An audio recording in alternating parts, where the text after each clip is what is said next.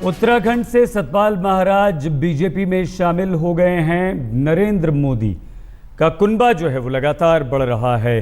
किस तरह से लगातार बड़े नेता जगदंबिका पाल कांग्रेस से अलग हुए, उत्तर प्रदेश के बड़े नेता हैं, पूर्व मुख्यमंत्री उत्तर प्रदेश के रह चुके हैं और वो शामिल हुए। उसके बाद आज अब से कुछ देर पहले सतपाल महाराज और रामकृपाल यादव, लालू प्रसाद यादव से अलग होकर आरजेडी में एक बड़ी हैसियत रखते थे रामकृपाल यादव।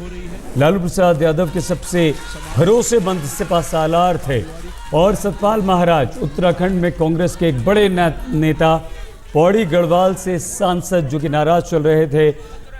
उत्तराखंड के मुख्यमंत्री हरीश रावत से अनबन चल रही थी उनकी और इस बात उस बयान हरीश रावत के उस बयान से नाराज थे जिसमें उन्होंने कहा था कि 3 सीटें पक्की हैं हमारी, लेकिन 2 सीटें जो छोड़ी थी उनमें से 1 सीट सतपाल महाराज की थी।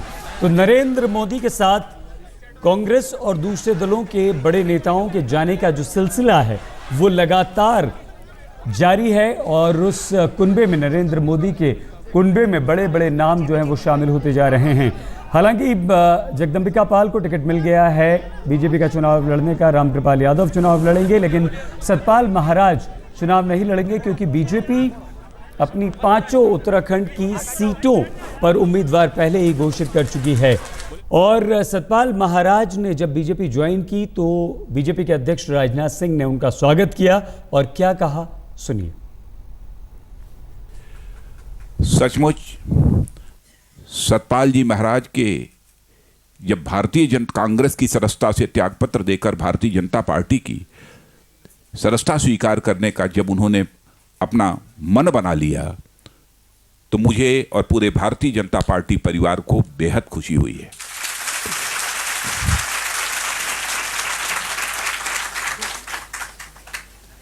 उनके संस्कारों के बारे में भी किसी को बतलाने की आवश्यकता नहीं है। कितने धीर, गंभीर और संयम वाला उनका व्यक्तित्व है। उनके आने से निश्चित रूप से भारतीय जनता पार्टी को एक ताकत मिलेगी। मैं अपनी तरफ से और पूरी भारतीय जनता पार्टी परिवार की तरफ से श्री सतपाल महाराज का भारतीय जनता पार्टी में हार्दिक स्वागत करता हूं, अभिनंदन करता हूं